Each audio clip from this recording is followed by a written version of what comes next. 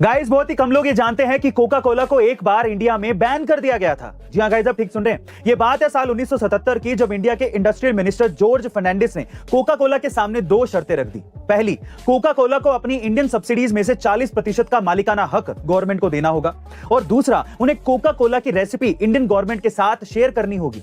हालांकि Coca Cola ने Indian government की पहली शर्त मान ली थी, लेकिन दूसरी शर्त बिल्कुल मानने से इनकार कर दिया था, और इसी वजह से इंडियन गवर्नमेंट ने कोका कोला की इंपोर्ट पर बैन लगा दिया था और उसकी सारी फैक्ट्रीज को बंद करवा दिया गया था, जिसका सीधा फायदा इंडियन कंपनी पार्ले को हुआ।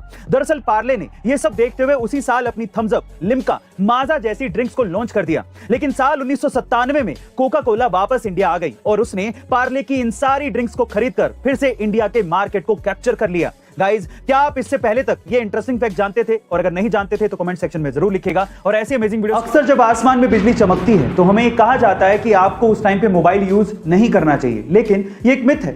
मोबाइल के यूज करने का बिजली के गिरने से कोई लेना देना नहीं है। उसका सबसे पहला रीजन यह है कि आजकल के मोबाइलों में जो ज्यादातर कंपोनेंट्स हैं वो बिजली को अट्रैक्ट या कंडक्ट नहीं करते। दूसरा, मोबाइल रेडियो वेव पे काम करते हैं, जो कि ना ही तो बिजली को अट्रैक्ट करती है, ना ही बिजली को कंडक्ट करती है। लेकिन हां, अगर आप खुले मैदान में घूम रहे हैं और बिजली चमक रही है, और अगर आपके आसपास कोई टॉलेस्ट ऑब्जेक्ट नहीं है जो कि बिजली को अर्थ में जाने का रास्ता दे, तो आप पे बिजली के गिरने के चांसेस सबसे ज्यादा हैं, भले आप मोबाइल को यूज करें या ना करें। तो फाइनली गाइज, अगर बिजली चमक रही है और आप घर पे या फिर कार में भी मोबाइल पे बात कर रहे हो, तो मोबाइल की वजह से आप पे बिजली गिरने वाली नहीं है। क्या इसके पहले तक इंटरेस्टिंग फैक्ट आपको पता था? और अगर नहीं पता था तो कमेंट सेक्शन में जरूर लिखिएगा। और ऐसे अमेजिंग वीडियोस के लिए शेयर, सब्सक्राइब एंड लाइक। मिलता है अगली वीडियो में।